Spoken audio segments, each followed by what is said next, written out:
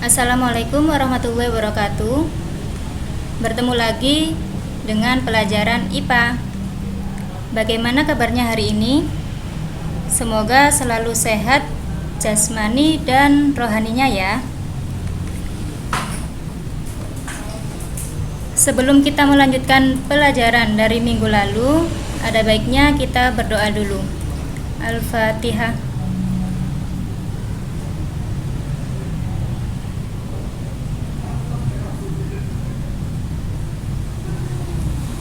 Baiklah, hari ini kita akan melanjutkan pembelajaran yang sama dengan bab lalu, yaitu tentang klasifikasi makhluk hidup.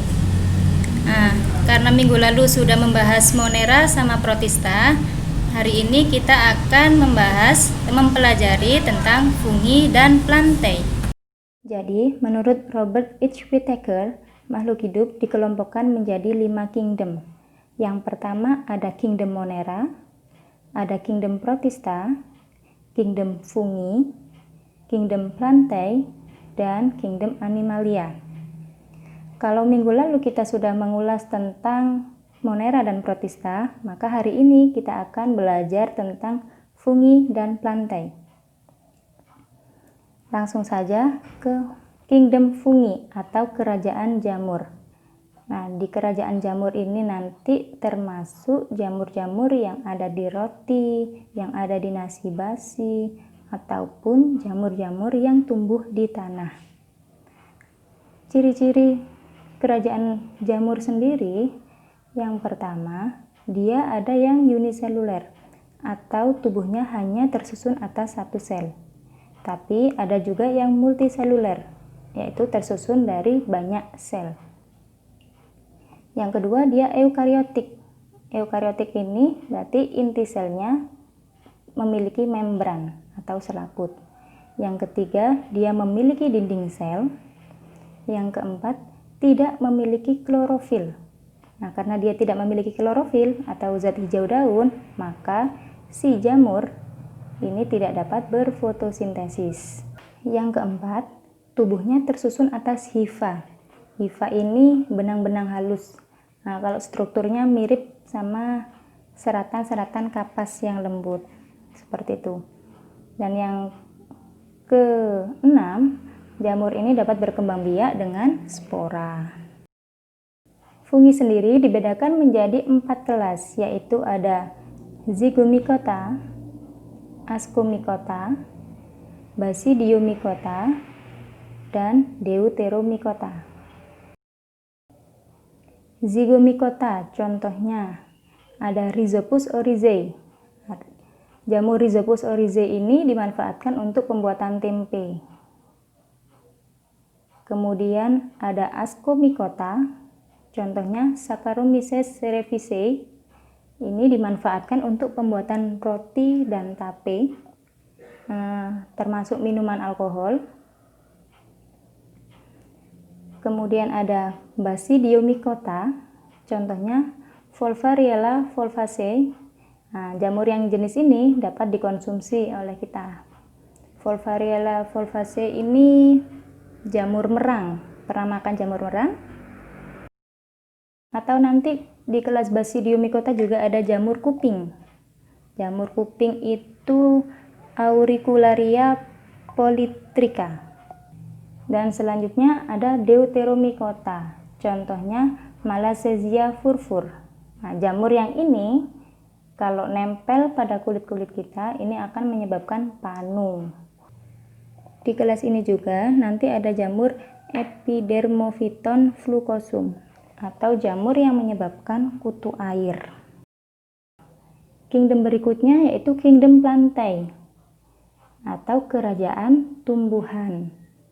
Saya yakin dari kalian semua pasti sudah pernah melihat yang namanya tumbuhan. Kita lihat ciri-cirinya. Yang pertama, dia multiseluler, berarti tubuhnya tersusun atas banyak sel. Yang kedua, memiliki dinding sel. Yang ketiga, tumbuhan ini tidak dapat bergerak aktif. Artinya apa? Dia tidak dapat bergerak sampai berpindah tempat dengan sendirinya. Beda dengan hewan ataupun manusia. Yang keempat, dia memiliki klorofil atau zat hijau daun. Karena memiliki klorofil, maka tumbuhan ini dapat berfotosintesis. Karena dapat berfotosintesis, maka dia bisa menghasilkan makanan sendiri. Oleh karena itu, si tumbuhan ini disebut sebagai organisme autotrof. Nah, kerajaan tumbuhan ini dikelompokkan menjadi 3, yaitu Bryophyta atau lumut, Pteridophyta atau paku-pakuan, dan Spermatophyta atau tumbuhan berbiji. Yang pertama ada Bryophyta atau lumut. Pernah lihat lumut? Nah, ciri-cirinya, lumut ini belum mempunyai akar, batang, dan daun yang sejati. Belum bisa dibedakan dengan jelas mana akar, mana daun, dan mana batangnya. Yang kedua, dia mengalami pergiliran keturunan atau disebutnya metagenesis. Dan yang ketiga, lumut ini hidup di tempat yang lembab. Yang keempat, berkembang biak dengan spora. Tumbuhan lumut terdiri atas lumut sejati, lumut hati, dan lumut tanduk. Yang kedua dari kerajaan tumbuhan ada Pteridophyta atau tumbuhan paku, paku-pakuan. Ciri-cirinya hampir sama dengan lumut, hanya saja pada tumbuhan paku dia sudah mempunyai akar, batang, dan daun yang sejati.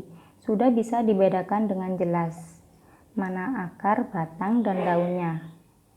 Dia sama dengan lumut mengalami pergiliran keturunan, dia hidup di tempat yang lembab, dan berkembang biak dengan spora. Nah, pada tumbuhan paku-pakuan yang dewasa, terdapat sorus.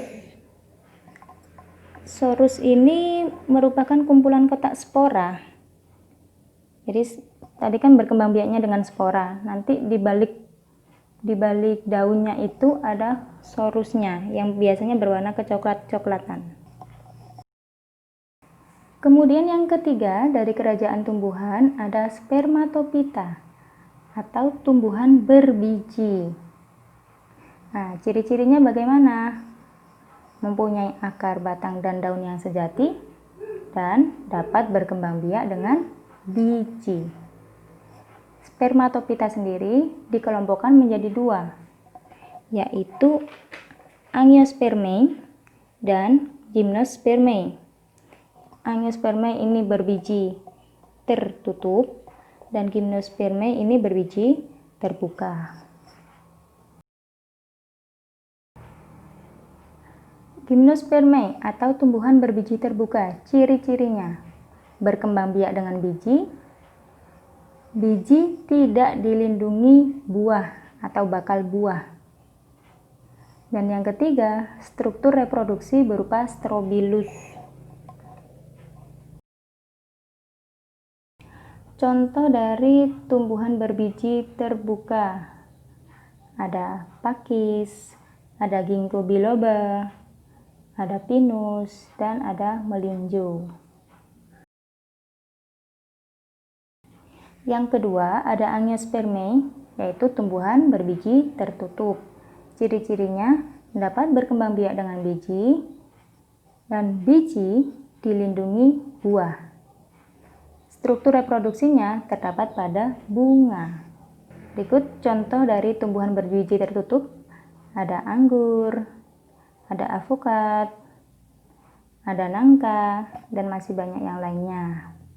Angiospermae atau tumbuhan berbiji tertutup ini dikelompokkan menjadi 2. Ada monokotil atau biji berkeping 1 dan juga ada dikotil, yaitu biji berkeping 2. Bagaimana perbedaannya?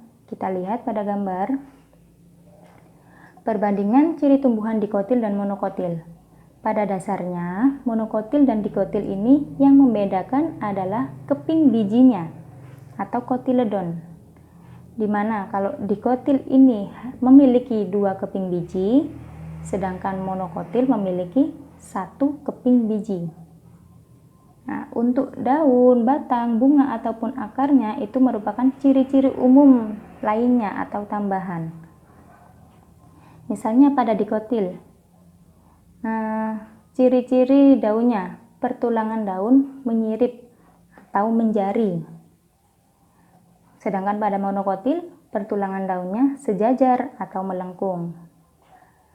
Kalau pada dikotil, kambium ada berkas pengangkut yang melingkar. Sedangkan pada monokotil ini, kambiumnya tidak ada. Berkas pengangkutnya tersebar merata di seluruh bagian batang. Kemudian kalau kita lihat dari bunga atau kelopaknya, pada tumbuhan dikotil umumnya bagian bunga kelipatan 2, 4, atau 5. Sedangkan pada monokotil bagian bunga atau kelopak bunganya kelipatan 3. Akarnya sendiri kalau dikotil ini umumnya memiliki akar yang tunggang. Sedangkan pada monokotil memiliki akar yang serabut. Bisa diperhatikan pada gambar bagaimana akar tunggang, bagaimana akar serabut, tulang daun menyirip, tulang daun sejajar, ya. Contoh-contoh tumbuhan monokotil apa saja? Nah, ini beberapa contoh tumbuhan monokotil. Ada padi, ada kelapa, ada bawang merah, ada pisang, dan masih banyak yang lainnya. Sedangkan contoh tumbuhan dikotil ada kacang tanah, ada ketela pohon, ada mangga, ada tomat, dan masih banyak yang lainnya. Sampai di sini dulu pembelajaran hari ini. Jangan lupa dicatat materinya. Dan jika ada pertanyaan, bisa disimpan, dicatat dulu di bukunya. Nanti akan kita bahas ketika sudah bisa tatap muka di sekolah. Semoga hari ini bermanfaat dan jangan lupa untuk selalu berdoa dan tetap semangat belajar. Saya akhiri dulu. Wassalamualaikum warahmatullahi wabarakatuh.